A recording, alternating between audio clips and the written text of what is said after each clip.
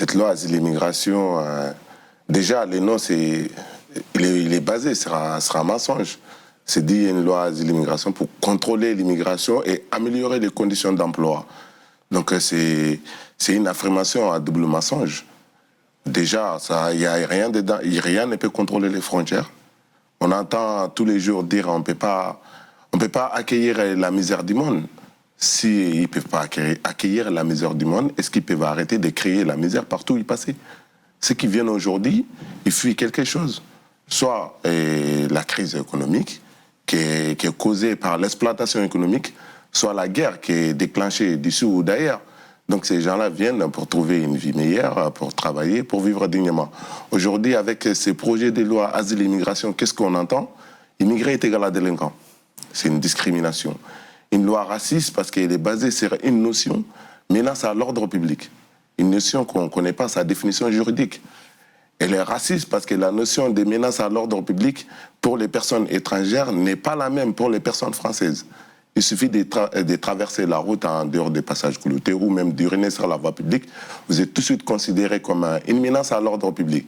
Qu'est-ce qu'il y a dedans? C'est donner maximum d'interdiction des retours sur les territoires. Cette interdiction-là et cette obligation de quitter les territoires, on les donne à qui?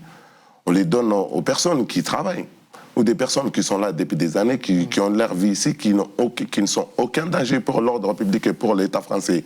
On attend dans cette loi asile immigration dire c'est une loi qui va sécuriser les Français et les Françaises. Mais de quoi? Mais de quoi? C'est pour dire les problèmes que les Françaises et les Français ont, c'est à cause des immigrés. Ouais. Donc le vrai problème, ce n'est ni l'immigration, ni les immigrés. En parlant de travailleurs sans papier, on parle d'une classe ouvrière. Donc tous ces jeux-là, c'est le jeu de l'extrême droite. Au lieu de parler d'une classe ouvrière, on pointe des doigts sur une identité. Ces gens-là qui travaillent, qui cotisent, qui payent des impôts, c'est le système qui profite des travailleurs sans-papiers, c'est pas les sans-papiers qui profitent du système.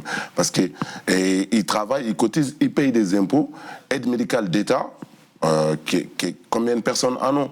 La sécurité sociale se rend compte que vous travaillez, il vous demande de fournir votre dernier bulletin de paye, il vous prive d'aide médicale d'État. Vous n'avez pas droit à une carte vitale, mais vous continuez à travailler, à cotiser. Alors dans cette loi-là, il vise à appliquer la double peine. On va revenir sur l'aide médicale, justement.